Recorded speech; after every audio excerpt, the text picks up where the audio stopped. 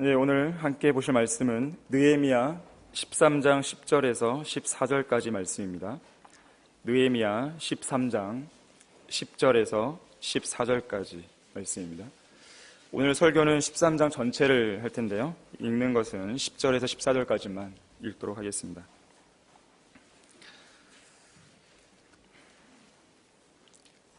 또 레위인들이 몫을 받지 않은 것을 내가 알았으니 그 직무를 행하는 레위인들과 노래하는 자들이 각기 자기 밭으로 도망하였음이라. 그때 내가 치리자들과 다투어 말하기를 어찌하여 하나님의 전이 버려졌느냐 하고 레위 사람들을 함께 모아 그들의 자리에 세우니라. 그러자 온 유다가 곡식과 새 포도주와 기름의 11조를 가져와서 보물 창고에 들이더라. 또 내가 제사장 셀레마와 서기관 사독과 레위인 푸다야와 그들 다음으로 마타냐의 손자 사쿨의 아들 하난을 제물을 감독하는 제무관들로 삼았으니 이는 그들이 신실한 자들로 여겨졌습니다. 그들의 직분은 그들의 형제들에게 분배하는 것이었더라. 오 나의 하나님이여, 이 일에 관하여 나를 기억하소서. 나의 하나님의 전과 그 직분들을 위하여 행한 나의 선한 행위들을 지워버리지 마소서. 이 말씀을 위해서 다 같이 기도하시겠습니다. 참으로 감사하신 주 하나님 아버지, 예수 그리스도의 보혈을 통해서 저희들을 구속하여 주시고 성경대로 믿는 그리스도인으로서 의미 있고 가치 있는 생애를 살 수 있도록 역사해 주셔서 참으로 감사드립니다. 무엇보다도 예수 그리스도의 다시 오심을 기다리는 복된 소망 속에 살 수 있도록 해주셔서 감사드립니다. 오늘 화창한 날씨를 주시고 오전 예배에 이어 이 오후 예배도 드리게 해주셔서 감사드립니다. 이 시간 제가 주님께서 준비케 하신 이 말씀들을 증거할 때 저를 성령으로 충만케 해주시고 주님께서 준비하게 하신 그 말씀들만을 제가 정확하고 담대하게 증거할 수 있도록 역사해 주십시오. 말씀을 듣는 성도들의 마음을 주님께서 준비시켜 주시고 이 말씀을 통해 마음과 생각에 변화를 입을 수 있도록 역사해 주시기 원합니다. 이 말씀이 살아 역사할 수 있도록 주님께서 주관해 주십시오. 모든 마귀의 공격으로부터 저희들을 보호해 주십시오. 주 예수 그리스도 이름으로 기도했습니다. 아멘. 오늘 말씀의 제목은 11절 말씀에 나와 있는 대로 어찌하여 하나님의 전이 버려졌느냐입니다. 어찌하여 하나님의 전이 버려졌느냐. 밥 존스 시니어 목사님은 이 세상의 모든 나쁜 것들은 좋은 것들이 왜곡되어 나온 산물이다라고 말했습니다. 예를 들면 사랑이 왜곡되면 불륜, 혼전동거, 성도착, 동성애 등으로 나타나고요. 평화가 왜곡되면 혁명, 내전, 국지전쟁, 제1, 2차 세계대전, 핵전쟁, 대륙간 탄도미사일, 대량학살 등으로 왜곡되어 나타나게 됩니다. 뿐만 아니라 이 시대의 성경적인 믿음은 긍정적인 사고방식으로 왜곡되고 있고 경건의 능력은 경건의 모양이나 오순절 은사주의 운동으로 변질되고 있습니다. 성경적인 찬양은 어떻습니까? CCM이나 경배와 찬양으로 왜곡되고 있고 그리스도의 복음은 사회복음으로, 또 성경은 변개된 성서들이나 인간적인 전통들로, 선교는 관광이나 영화 선교 및 태권도 선교 등으로, 또 성경 공부는 제자 훈련으로, 영과 진리로 드리는 경배는 열린 예배로, 또 헌금은 교인들에 대한 물질 강요와 착취로, 또 침례는 세례와 유아 세례로, 주의 만찬은 마귀적인 화채설로, 장로와 집사는 돈벌이 수단으로, 그리스도인은 교인으로, 그리고 교회는 기업이나 자선단체 등으로 심각하게 왜곡되고 변질되고 있는 것입니다. 구약시대의 하나님의 성전도 마찬가지였습니다. 본래 하나님의 전은 하나님께서 임재하시는 거룩한 장소입니다. 그분의 백성들이 오직 하나님 한 분만을 경배해야 되고 하나님과 긴밀한 교제를 나누는 장소가 바로 하나님의 성전이었어요. 하지만 이스라엘이 멸망하고 포로로 잡혀갈 당시의 성전은 더 이상 거룩하신 하나님께서 거하시는 그런 성전이 아니었습니다. 왜냐하면 우상 숭배의 장소로 왜곡되고 변질되어 버렸기 때문에 그렇습니다.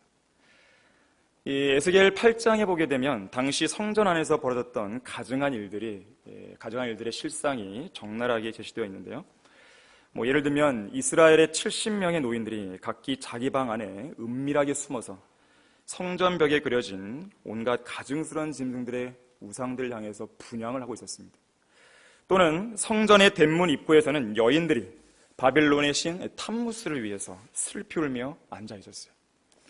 뿐만 아니라 성전의 현관과 제단 사이에는 약 25명의 사람들이 아주 공개적으로 태양을 경배하고 있었어요. 이런 가증한 짓들을 보신 하나님께서 뭐라고 말씀하셨냐면 에스겔 8장 6절에서는 이렇게 말씀하십니다. 인자야, 너는 그들이 무엇을 하는지 보느냐? 이스라엘 집이 여기서 큰 가증함을 행함으로 내가 나의 성소로부터 멀리 떠나가야 하지 않겠느냐라고 하셨어요. 실제로 거룩하신 하나님께서는 더럽고 가증한 장소로 전락해버린 성전을 떠나신 것이죠. 범죄한 이스라엘 백성이 하나님과 율법을 버리자 하나님께서도 그분의 백성들과 그들의 성전을 버리신 것입니다. 하나님께 버림받은 이스라엘의 모습 매우 참담했습니다. 예를 들면 아우슈비츠 수용소의 생존자 프레모 레비가 쓴 이것이 인간인가 라는 책에 보게 되면 당시 하나님으로부터 버림받은 유대인들의 비참한 생활상이 이렇게 묘사되어 있어요. 한번 들어보십시오. 사랑했던 사람뿐 아니라 집과 옷 등 모든 것을 다 빼앗긴 존재를 상상해보라. 이곳 수용소에 도착한 사람 대부분은 이곳이 어떤 곳인지 알기도 전에 한 줌의 죄로 사라졌다. 앞가슴에 찍힌 수인 번호는 그들의 새로운 이름이 되어버리고 머리카락이 잘리고 매일매일 아무런 이유 없이 얻어맞고 굴욕을 당한다. 발가벗겨진 채로 점호를 기다리고 아침 저녁으로 울리는 군악대의 연주에 맞춰 일터로 향했다가 다시 들어와 잠을 자고 몸이 아팠다가 아무렇지 않게 죽어간다. 정기적인 선발을 통해 유약한 사람들은 가스실로 향한다. 수용소 포로들은 그런 동료를 무기력하게 쳐다볼 뿐이다. 마지막 인사도 마지막 유언도 없다. 가스실의 자네들을 화장터로 운반하고 죄를 꺼내 없애는 일은 유대인의 몫이다. 남은 자들은 인간의 한계를 시험하는 가혹한 고통 앞에서 계속 생존을 위해 고군분투한다. 보통의 사람들은 절대로 알 수 없는 만성적인 허기, 치료 불가능한 상처로 골마있는 발등, 이미 육체는 그들의 것이 아니었다.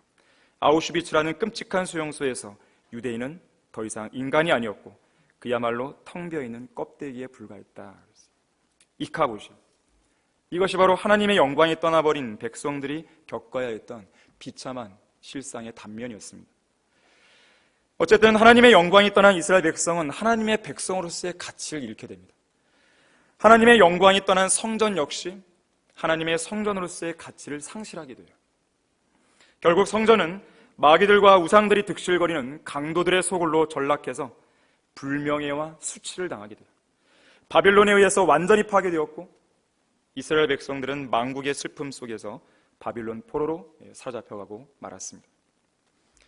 그 후 하나님께서 의도하셨던 70년의 기간이 모두 흘러가게 됩니다. 이제 바빌론 포로에서 돌아온 유다의 백성들은 에스라서에서는 성전을, 느헤미야서에는 성벽을 재건하게 돼요. 이렇게 성전과 성벽이 모두 재건되고 나자 이들 유대인 남은 자들은 느헤미야 10장에서 하나님께서 모세를 통해 주신 그 율법을 잘 지키겠다고 굳게 맹세를 하게 돼요. 특히 그런 언약을 세우면서 그런 다짐과 약속이 확실하다는 걸 보여주기 위해 느헤미야 10장 1절에서는 인을 치기까지 하게 됩니다. 당시 이들이 지키겠다고 그렇게 굳게 다짐한 율법의 구체적인 내용은 3가지였어요. 다 읽어볼 수는 없고요. 느헤미야 10장 28절에서 30절에 따르면 인종 간의 분리를 실행하겠다고 약속합니다. 다시 말하자면 혼인 문제에 있어서 주변 이방 민족들과 섞이지 않겠다는 거예요.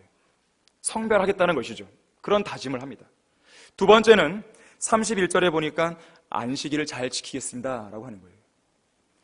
마지막 3번째는 35절에서 39절까지를 보니까 레위인들과 제사장들이 하나님의 성전 안에서 제대로 봉사하고 섬길 수 있도록 적극적으로 지원하겠다고 약속해요.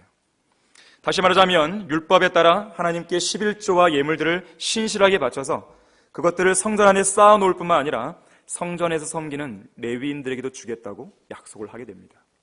크게 3가지를 이들은 약속을 했습니다. 그렇게 함으로써 이들이 의도했던 것은 거기 느헤미야 10장 39절 한번 보겠습니다. 바로 이것을 위해서 그렇게 하겠다는 것이었어요.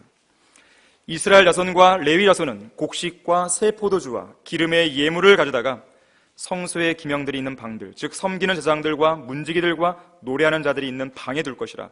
그리하여 우리가 하나님의 전을 버리지 아니하리라. 다시 말해서 그들은 과거 조상들이 그랬던 것처럼 하나님의 성전을 버려두는 일은 결코 없을 것이라고 굳게 다짐했던 것이에요. 그렇다면 과연 이들이 바빌론 포로에서 돌아온 이 백성들이 그렇게 인을 치면서까지 굳게 맹세한 언약대로 과연 율법을 잘 지켰는 것인가? 우리는 오늘 그렇지 않았다는 것을 오늘 본문을 통해 보게 됩니다.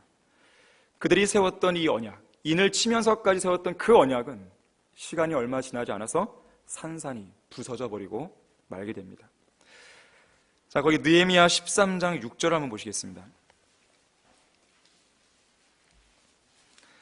그러나 내가 그 기간 내내 예루살렘에 있지 아니하였으니 바빌론의 아탁세르세스 왕 제32년에 내가 왕에게 갔다가 잠시 자리를 비우는 거예요. 며칠 후에 왕에게서 떠날 허락을 얻었습니다. 이 느헤미야는 페르시아의 아탁세르세스 왕의 잔을 바쳐든 그 직분을 맡은 관리였죠. 그래서 그동안에 있었던 일들을 왕에게 보고하기 위해서 잠시 말미를 얻어 페르시아로 갔어야 했습니다. 하지만 느헤미야가 페르시아 왕에게로 갔다가 다시 예루살렘으로 왔을 때 백성들이 자기들 스스로 지키겠다고 맹세했던, 인을 치면서 맹세했던 그 율법을 모두 다 지키지 않는 모습을 목도하게 되는 것이에요. 느헤미야가 잠시 자리를 비운 바로 그 사이를 못 참고 이스라엘은 또다시 율법을 어기고 성별된 위치를 상실하고 말았던 것이에요.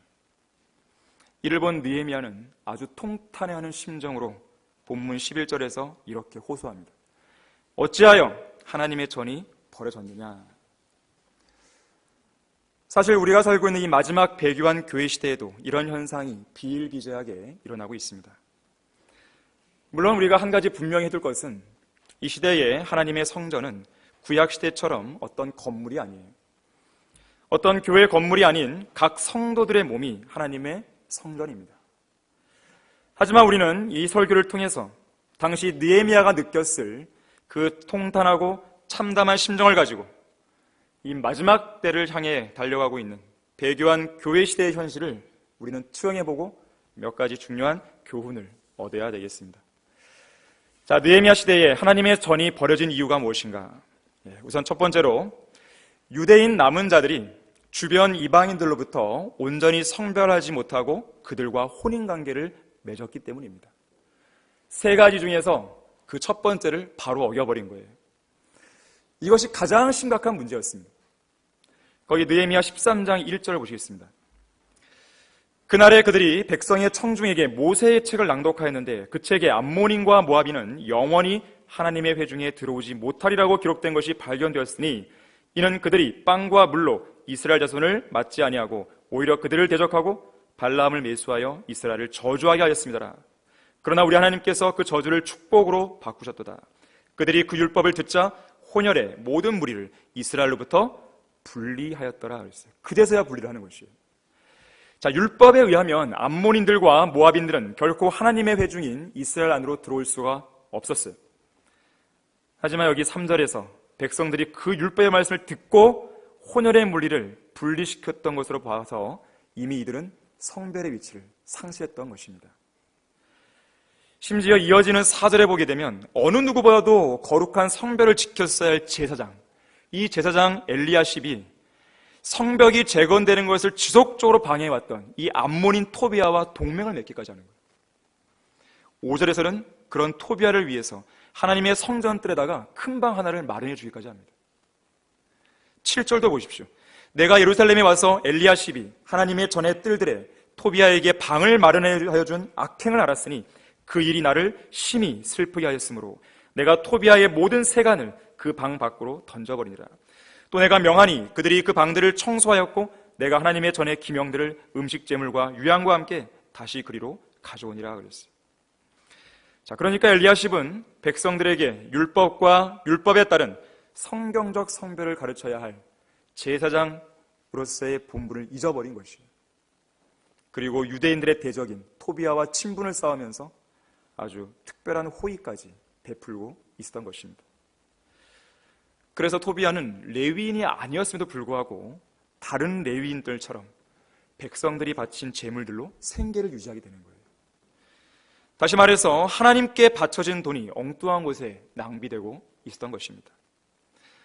러커한 목사님은 이 부분을 주석하실 때 암몬인 토비아가 이 성전뜰에서 하나님의 기명들이 보관되어 있던 이 거룩한 방들을 아주 화려한 펜트하우스로 꾸몄을 것이고 거기에서 그와 그의 친구들은 음란하고 육신적인 파티를 즐겼을 것이라고 설명을 달아놓습니다. 제사장 엘리야십이 토비아를 위해 마련해 주었던 그 방은 본래 유대인들이 하나님께 바쳤던 11조와 제물들을 보관해야 할 장소였어요. 하지만 지금은 8절에서 토비아의 세간들, 토비아의 개인 가구와 물품들로 가득 차 있었던 것이에요. 그래서 느헤미야는 그걸 보자마자 창밖으로 내던져 버립니다. 또한 23절과 24절에 보게 되면 이런 인종 혼합의 결과로 인해서 유대인 자녀들이 히브리 말을 잃어버리기까지 해요. 성경은 결코 인종 혼합에 대해 긍정적이지 않습니다. 어느 시대든지 서로 다른 인종 간의 결합을 하나님께서는 분명하게 금지하고 계신 것입니다. 죄인 것이에요. 심지어 27절에서는 그것을 가리켜서 하나님을 거슬러 범죄하는 큰 악이라고 규정합니다. 하지만 악은 여기서 멈추지 않았어요.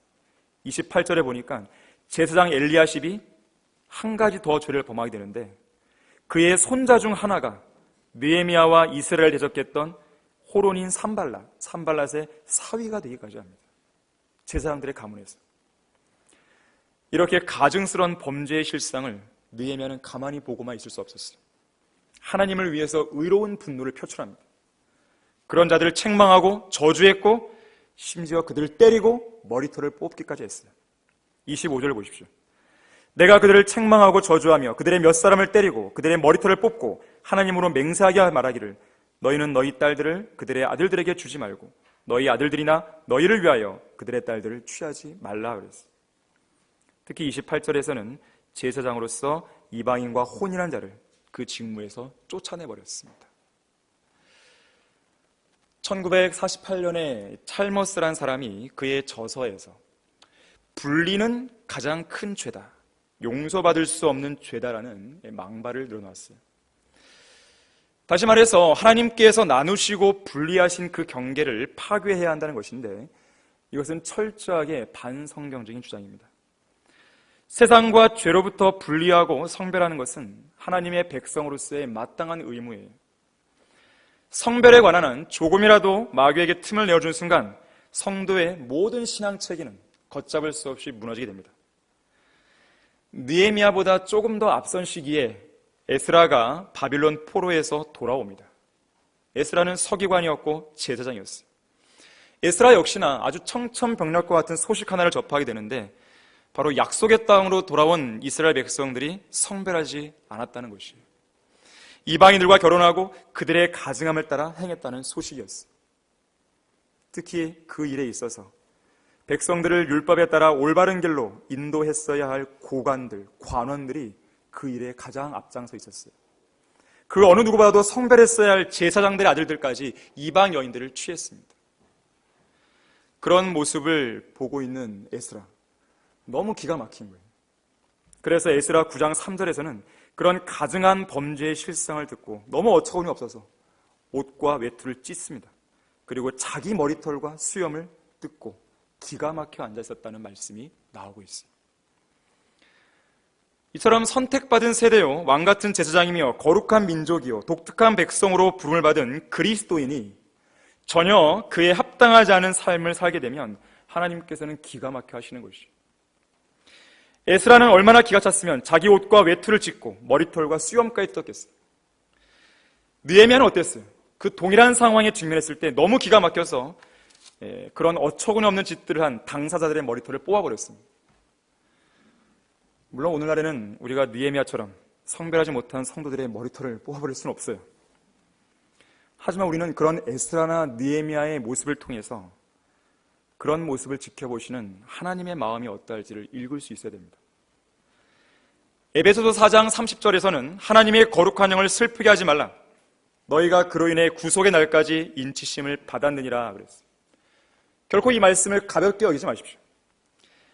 우리는 성별된 위치를 상실한 모습에 대해서 진정으로 슬퍼하시는 하나님의 마음을 아주 뼈저리게 느끼실 수 있어야 돼요. 우리가 성별대의 위치를 상실하면 우리 안에 계신 성령께서는 실제로 슬퍼하시는 것입니다. 우리가 음행과 더러운 것과 음욕과 다툼과 질투와 분노와 시기와 탐심을 추구하고 있을 때 하나님의 영께서는 실제로 슬퍼하시는 거예요.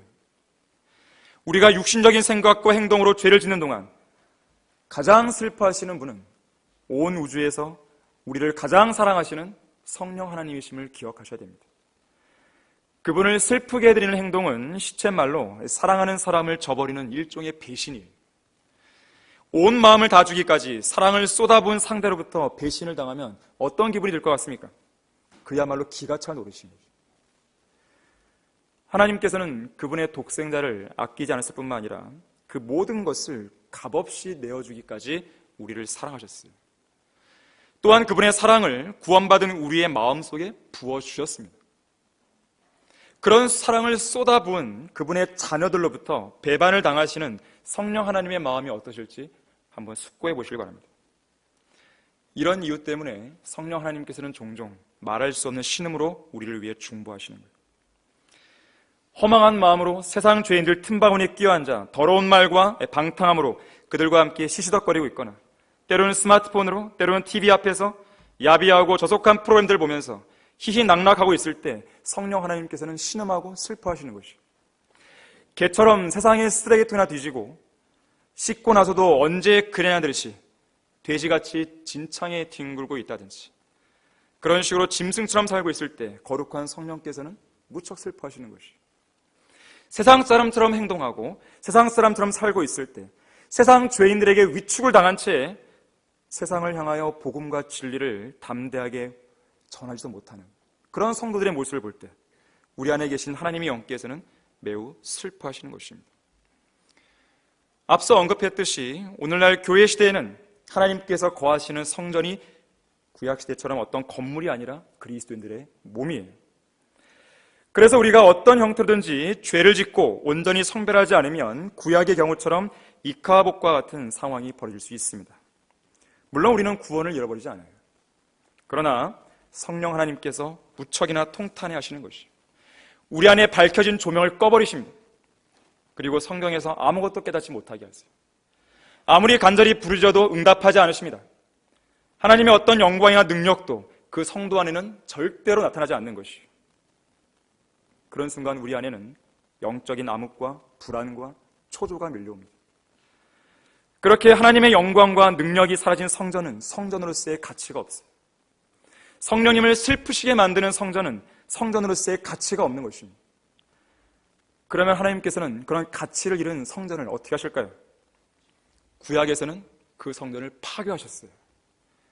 하나님께서는 이 시대의 성전인 우리의 몸 역시나 파괴시킬 것입니다. 죽이시는 것이에요.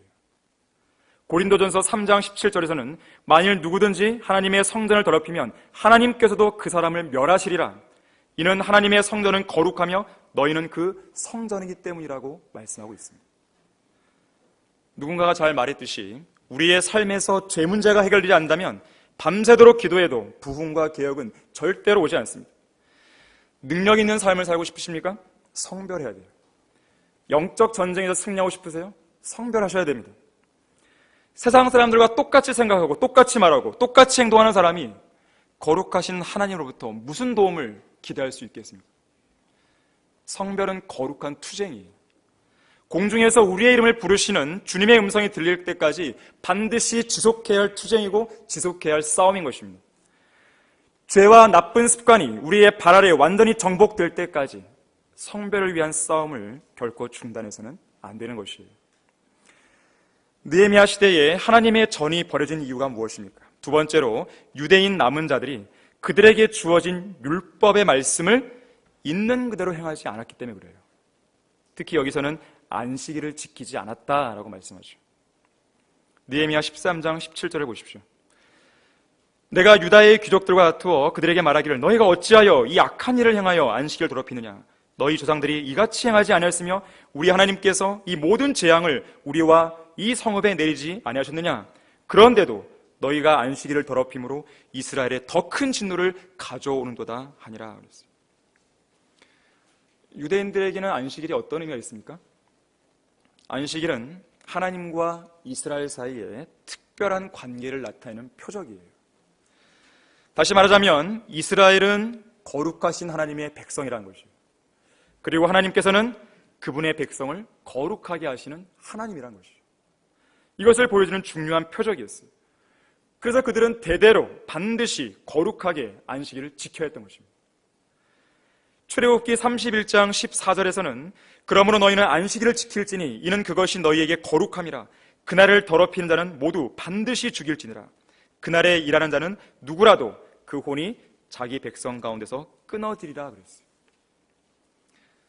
여기 지금 본문 17절 18절 우리가 읽었지만 여기에서도 이들이 안식일을 더럽혔기 때문에 하나님의 재앙이 그들에게 임했던 것이에요.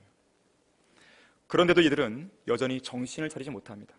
또다시 안식일을 더럽힘으로써 하나님의 더 큰 진노를 자초하고 있는 것이에요. 다시 말해서 반복되는 죄의 악순환의 고리를 끊어버리지 못하고 있는 것입니다. 왜 그런 것입니까? 하나님의 말씀이 그들에게 최종 권위가 못 되고 있는 거예요. 하나님의 말씀이 최종 권위가 되지 못한 사람에게는 그 말씀이 우습게 여겨집니다. 반드시 실행해야 할 엄중한 말씀으로 인식되는 것이 아니라 해도 그만, 안 해도 그만인 말씀으로 여겨지는 것이에요. 사실 이것이 재판관들이 활동하던 시대에 이스라엘 백성의 자화상이었어요. 재판관기 17장 6절에서는 사람마다 자기 눈에 오른 대로 행했다 그랬어요. 이것이 당시의 모습이에요. 이 시대는 성경을 최종 권위로 믿는 믿음이 부재한 시대입니다. 하나님의 말씀의 권위가 실추된 시대예요. 하나님의 권위는 온데간데 사라졌고 오직 인간의 권위가 높임을 받는 그런 시대였단 말이에요. 사람마다 자기 눈에 오른 대로 행하였더라. 그 결과는 무엇이었습니까? 바빌론 포로로 사로잡혀 갔듯이 그들의 땅에서 쫓겨난 것이에요. 땅에서 쫓겨났다는 것을 레위기 18장 25절에서는 땅이 그들을 토해냈다고 합니다. 땅이 그들을 토해내버린 거예요. 하나님과 율법의 권위를 버리고 자기들의 눈에 오른 대로 행하자 땅이 이스라엘 백성들을 견디기 싫다고 토해내버린 것입니다. 이것이 오늘날 배교한 라오디게아인들의 교회 시대의 현실이에요. 이 시대는 사람들이 하나님의 권위를 무시하는 시대입니다. 성경의 권위를 무시하는 시대예요. 시민의 권리, 인권이 하나님의 권위보다 우위에 있는 시대입니다. 하나님의 권리나 성경의 권리보다 인권을 강조하는 이 교회 시대를 향한 하나님의 평가는 무엇입니까? 내가 내 행위를 아노니 내가 차지도 아니하고 덮지도 아니하도다. 나는 내가 차든지 덮든지 하기를 원하노라. 내가 그처럼 미지근하여 차지도 아니하고 덮지도 아니하기 때문에 내가 너를 내 입에서 토해내겠노라.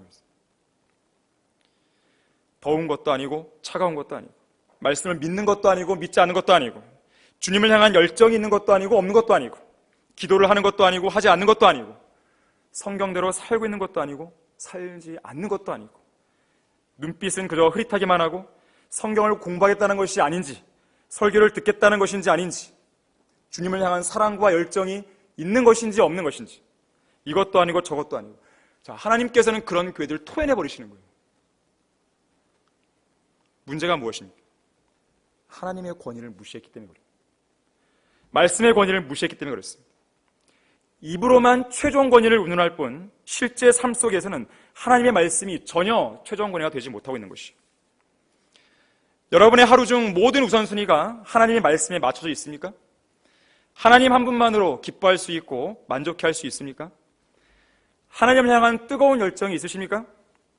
하나님을 위해 살고자 하는 그런 뜨거운 의지가 불타오르세요? 하나님의 속을 울렁거리게 만드는 믿음 같지 않은 믿음, 그런 미지근한 믿음은 지금 당장 그만둬버려야 돼요. 이런 미지근한 신앙이 과연 어디에서 오는 것입니까? 첫사랑을 잃어버린 데서 오는 거예요. 요한계시록 2장과 3장에 나오는 소아시아의 7교회 중에서 첫 번째 교회인 에베소 교회의 문제점은 첫사랑을 잃어버렸다는 데 있어요. 마지막 교회인 라오디게아인들의 교회의 가장 큰 문제는 주님을 향한 사랑이 미적지근한 데 있습니다. 강권하시는 그리스도의 사랑 앞에 그들의 마음은 전혀 미동도 안 하는 것이에요. 그들을 위해 죽었다가 다시 살아나신 분이 우리 눈앞에 분명하게 제시되어 있는데 사람들은 그것에 반응을 안 하는 것입니다. 왜 그런 것입니까? 자기 사랑이에요. 돈을 사랑하는 것이죠. 쾌락을 사랑하는 것이 하나님을 사랑하는 것보다 더 큰 것이에요. 여러분은 어떠세요? 하나님을 정말로 사랑하고 계세요? 주님의 명령이라면 어떤 것이라도 따를 수 있을 만큼 하나님을 사랑하고 계세요? 어떤 죄라도 미워할 만큼 하나님을 사랑하고 계세요? 육신의 죄들을 증오할 만큼 주님을 정말로 사랑하고 계세요? 세상에 대해서는 정말 진절해 날 만큼 하나님을 사랑하고 계세요? 항상 하나님을 생각하고 항상 하나님을 그리워하고 주님의 오심을 항상 생각하고 항상 하나님에 관해 이야기하고 싶고 항상 하나님과 함께 있고 싶을 만큼 하나님을 사랑하고 계세요? 주님을 위해서라면 어떤 것이라도 기꺼이 드리고 싶고 주님을 위해서라면 어떤 고난도 기꺼이 감수하고 싶고 주님을 위해서라면 어떤 상황에도 주님을 원망하지 않고 감사할 수 있을 만큼 하나님을 사랑하고 계세요? 심지어 하나님의 어떤 명령이라도 실행할 수 있을 만큼 하나님을 사랑하고 계십니까? 오늘날 배교가 만연한 이 시대에는 성도들이 좀처럼 하나님의 말씀을 실행으로 옮기지 않습니다. 하나님의 말씀을 실행하려는 의지를 찾을 수가 없어요. 커다란 바위처럼 조금의 미동도 하지 않은 채 꿈쩍도 하지 않는 것이죠. 입으로는 아멘을 합니다. 하지만 행동으로는 아멘을 하지 않는 것이죠. 입만 살아있고 몸은 죽어버린 성도들 태반이에요. 믿음을 실행하지 않는 성도는 죽은 성도입니다.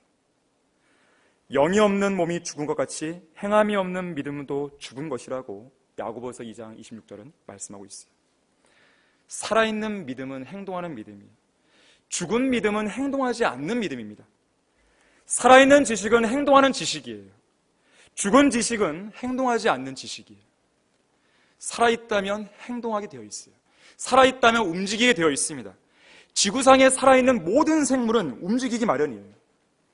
움직이지 않는 것은 다 죽어 있는 것이죠. 어떤 것에도 반응하지 않습니다. 그래서 인간의 육체적인 생명은 끊임없이 움직이는 데서 그 명맥이 이어지는 것이죠. 마찬가지로 그리스도인의 영적 생명 역시나 끊임없이 행동으로 드러날 때 그 명맥이 이어지고 영적 생명의 진가를 발휘할 수 있는 것입니다. 영적 생명 안에 있는 경건의 능력을 발휘하셔야 돼요. 살아있는 척하라는 게 아닙니다. 그것은 경건의 모양만 갖춘 사람들의 모습이에요. 오늘날 배교한 교회 시대는 경건의 모양만 갖춘 교회들만 있습니다. 그래서 버려진 교회들이 질비하게 늘어져 있는 거예요. 예수 그리스도께서 그 안에 계시지 않습니다. 문 밖에 서 계실 정도로 수많은 교회들이 황폐하게 버려져 있는 것이죠. 왜 그런 것입니까? 하나님께서 섭리로 보존하신 한글 킹제임스 성경과 비교했을 때 신약에서만 2200단어가 삭제됐고 성경 전체에서는 36,000군데 이상 난도를 당한 그런 병개된 성경들이 있다는 것이죠. 싸늘한 시체처럼 죽어버린 설교 강단, 경건의 모양만 번들하게 갖추고 경건의 능력은 전혀 없는 거짓 목사, 구원받지도 않은 교인들, 아무런 능력이 없는 찬양, 능력 없는 기도, 능력 없는 설교, 열매 없는 사역. 자, 이런 것들은 거룩하신 예수님께서 그 안에 계실 이유를 만들지 못하는 거예요. 특히 권력과 탐욕에 찌들어 있는 대형교회의 사꾼 목사들을 보세요. 자기를 사랑하고 돈을 사랑하고 교만하고 하나님을 모독하고 거룩하지 않고 자만하고 쾌락을 사랑하는 것이 하나님을 사랑하는 것보다 더하고 교인들로 하여금 종교적인 형식주의와 거짓교리와 죄들을 짊어지게 하고 있잖아요. 여러 가지 정령으로 끌고 가고 있습니다. 과연 그런 자들이 목사로서의 자격이 있냐 이거죠. 그들은 결코 하나님께서 부르신 일꾼들이 아닙니다. 왜냐하면 그들은 하나님의 일은 버려둔 채 정치판에나 기웃거리는 것이죠. 교인들의 수를 거짓말로 부풀립니다. 교회 건물이나 헌금 액수들을 자랑하는 가짜들이에요. 디모데전서 3장 15절 말씀대로 하나님의 집은 살아계신 하나님의 교회요 진리의 기둥과 터전이 되어야 돼요. 그런데 이들 거짓 목사들은 자기들의 배를 하나님으로 섬기고 건전한 교리를 버리고 진리의 말씀을 대적함으로써 우리의 구주이신 예수님께서 그 안에 계시지 못하도록 만들어버린 것이죠. 거짓 목사들은 이 나라 교회들을 망치는 장본인들입니다. 참으로 기가 막히는 노릇이 벌어지고 있는 것이죠. 세상 사람들도 하지 않는 일들을 목사들이 하고 있는 것이죠. 그런 가짜 목사들을 하나님께서 어떻게 하실 것 같습니까? 자, 말라키 2장 1절 한번 찾아보겠습니다. 말라키 2장 1절입니다.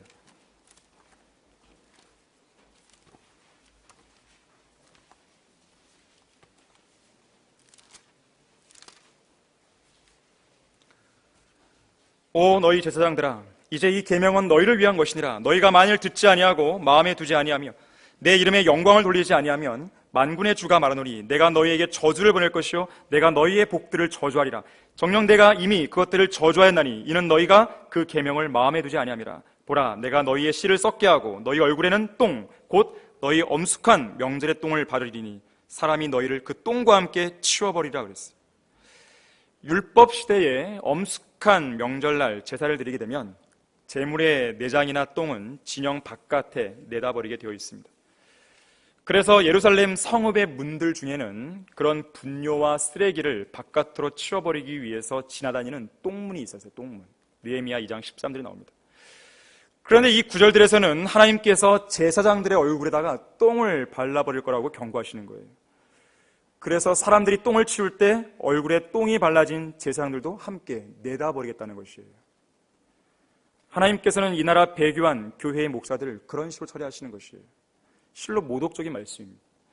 그만큼 이 나라 목사들이 선지자 말라키 시대의 제사장들처럼 완전히 배교하고 완전히 타락해 있는 것이죠. 하나님의 전이 벌어진 이유가 무엇입니까? 마지막 세 번째로 레위인들과 제사장들이 하나님의 성전 안에서 제대로 봉사하고 섬길 수 있도록 유대인들이 적극 지원을 하지 않았기 때문에 그래요. 그 결과 어떤 일들이 벌어졌습니까? 레위인들이 자기 자리를 지키지 못해요. 하나님의 성전을 버려두고 각자의 생업을 위해 밭으로 일하러 가는 사태가 벌어졌습니다. 거기 느헤미야 13장 10절을 보겠습니다. 또 레위인들이 몫을 받지 않은 것을 내가 알았으니 그 직무를 행하는 레위인들과 노래하는 자들이 각기 자기 밭으로 도망하였습니다. 고린도전서 9장 13절과 14절에서는 성전의 일을 하는 사람들은 성전에서 나오는 것을 먹고 제단을 섬기는 사람들은 제단에 있는 것으로 나누어 가진다는 것을 너희가 알지 못하느냐? 이와 같이 주께서도 복음을 전하는 사람들은 복음으로 살아야 한다고 명령하셨느니라고 말씀하고 있습니다.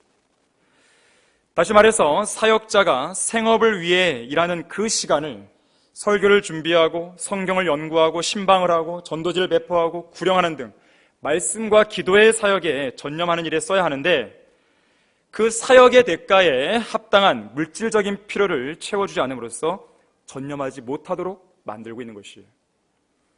결국 그로 인한 폐해는 성도들이 고스란히 입게 되고 교회들은 약화되고 버려지는 결과를 초래하게 됩니다. 하지만 우리는 이 세 번째 이유와 관련해서 단순히 11조와 물질을 통해 적극적으로 지원하는 수준에서 만족해서는 안 됩니다. 지금 이것은 레위인들에게 그들의 몫을 주지 않아서 그 레위인들을 생업 현장으로 내모았던 느헤미야 시대의 백성들처럼 이 시대의 성도들이 단순히 11조를 내고 안 내고의 문제로만 국한시켜서는 안 되는 것이. 왜냐하면 성경대로 믿는 교회는 출석이나 11조에 대해서 설교할 필요가 없을 만큼 그런 문제 때문에 교회가 벌어지는 경우는 드물어요. 그런 경우는 없습니다. 모두가 신실한 성도이기 때문에. 하지만 여기에 예상치 못한 함정이 있는 것이에요. 무슨 말인가 하면 나는 매주 예배에 빠지지 않고 꼬박꼬박 출석하고 있으며 11조도 단 한 번도 거르지 않고 하나님께 바치고 있으니까 나는 성도로서의 의무를 다하고 있다고 착각해서는 안 된다는 것이에요. 왜냐하면 그것은 성도가 할 수 있는 최소한의 의무이지 성도가 해야 할 의무의 전부가 아니기 때문에 그래요. 여러분은 그 두 가지 의무를 다했다고 해서 그리스도의 심판석에서 떳떳하게 서 있을 수 있다고 생각하십니까? 결코 그렇지는 않을 것이에요. 우리 각자는 하나님께서 이 교회에 위탁하신 사역들과 또한 우리 개개인을 향해 하나님이 가지고 계신 그 뜻을 신실하게 실행했을 때 의무를 다하고 있다고 말할 수 있는 것이에요. 이렇게 하기 위해서는 어떻게 해야 되는 것이에요? 당연히 우리 모두가 단 한 사람도 빠짐없이 하나님의 신실한 일꾼으로 성장을 해야 되는 것이에요. 하나님의 사역을 다른 몇몇 성도들에게만 맡겨두고 살아서는 안 됩니다. 왜 자기 자신은 하나님의 일과 관련하여 적극적으로 동참해야겠다고 나서지 않는 것이에요? 이 나라의 성경대로 믿는 사람들이 그렇게 많은 것입니까? 이 나라가 이미 복음화되었습니까? 성경과 진리의 지식이 전국에 확산되었습니까? 우리가 과연 여유를 부릴 수 있을 만큼 이 나라의 국민들이 모두 다 구원을 받은 것입니까? 마치 우리 성경대로 믿는 그리스도인들의 임무가 완수된 것처럼 그렇게 사는 성도들이 너무나 많아져 버린 것이 안일주의에 빠진 것입니다. 이 나라 교회 목사들은 자기들이 목사의 길을 이미 포기한 자들이에요. 교회들은 더 이상 교회가 아니에요. 정치적으로는 국론이 분열되어 있고 너무 혼란스럽습니다. 당당하게 거짓말을 하고 위선과 위법을 자행하고서도 전혀 양심의 가책을 느끼지 않는 정치인들이 있는가 하면 간음과 음행을 저지르고 나서도 법원 판결에 항소를 제기하는 파렴치한 정치인도 있어요. 돈과 음행과 권력에 취해 있는 대형교회 목사들은 아무런 제재도 받지 않은 채 무지한 교인들의 열렬한 환영을 지금도 받고 있어요. 이 나라는 지금 하나님께서 전쟁과 자연재해를 통해 몇 번이고 쑥대밭을 만드셔서도 시원찮을 그런 나라가 되어가고 있는 것이죠. 이런 때일수록 성경대로 믿는 그리스도인들의 위치와 임무와 중요성은 더욱더 도전을 받고 있는 것이죠. 하지만 우리가 살고 있는 이 마지막 시대에는 주님을 위해서 헌신적으로 일할 수 있는 신실한 일꾼들이 너무나 부족한 것이죠. 기도하셔야 됩니다. 그런 일꾼들이 나올 수 있도록 기도하셔야 되고 본인 스스로도 그런 일꾼들이 될 수 있도록 준비하셔야 돼요. 다른 사람은 치열한 전쟁터에서 피를 흘리며 싸우고 있는데 그것을 바라보려만 하고 있는 성도가 있다면 그런 성도를 과연 동역자라고 또 동료 군인이라고 전우라고 과연 말할 수 있냐 이거죠. 그런 성도는 차마 그리스도인이라고 불릴 자격조차 없습니다. 그런 사람은 예수님께서 말씀하시는 그리스도의 제자가 아니기 때문에 그래요. 신실한 일꾼으로 성장하려면 어떻게 됩니까? 공부를 하셔야 됩니다. 말씀을 공부하셔야 돼요. 디모데후서 3장 14절에서 17절까지는 이렇게 말씀합니다.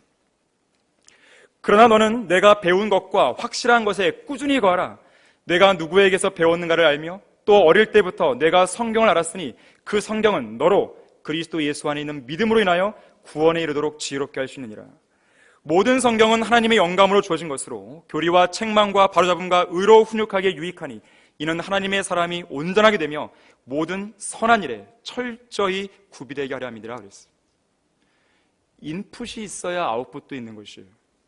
그 성도의 마음과 생각 속으로 진리의 지식이 들어와서 그 사람의 마음을 휘집어 놓고 변화시켜야 무언가 결과물이 나올 수 있고 열매가 나올 수 있는 거예요. 성장할 수가 있는 것이죠. 성경을 읽고 공부하고 그것을 믿고 실행하는데 시간을 투자하지 않고서야 어떻게 하나님의 일꾼들로 구비될 수 있겠습니까? 이처럼 우리 모두가 하나님의 말씀을 통해 하나님의 신실한 일꾼들로 성장하고 있을 때 우리는 성경대로 믿는 이 교회를 버려두지 않고 있다고 말할 수 있어요. 하지만 어떤 형태로든지 주님을 위해서 일할 수 있는 하나님의 일꾼이 성장하지 않을 때, 더 이상 주님의 사역을 위해서 헌신하는 일꾼이 나오지 않을 때, 그것은 여러분 스스로가 하나님의 교회를 내버려두고 있는 증거라는 것을 잊지 마셔야 됩니다. 언제까지 어린 아기들처럼 누군가가 영적으로 챙겨줘야 하는 그런 사람들로 남아 계시겠어요? 처음 구원받았던 때로 보면, 처음 성경대로 믿는 사람들이 되었던 그 시기로 보면 지금쯤은 마땅히 누군가를 가르치고 해야 될 그런 선생들이 되었어야 하는 많은 성도들이 있습니다.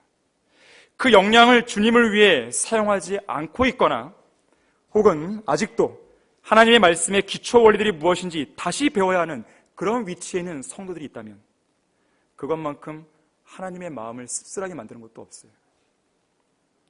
성경대로 믿는 그리스도인으로서 가장 부끄럽고 가장 수치스러운 일이 무엇인지 아십니까? 그것은 우리에게 단번에 전해주신 성경적인 지식과 믿음을 다음 세대까지 계속해서 전수하지 못하고 바로 우리 세대에서 끊어버리는 것이에요. 더 이상 교회 안에 신실한 일꾼들이 나오지 않을 때 그 부끄러운 일은 반드시 일어나게 되어 있습니다. 우리는 결코 그런 식으로 하나님께서 세우신 이 교회를 내버려두는 일이 생겨서는 안 되는 것이에요. 결론을 맺겠습니다.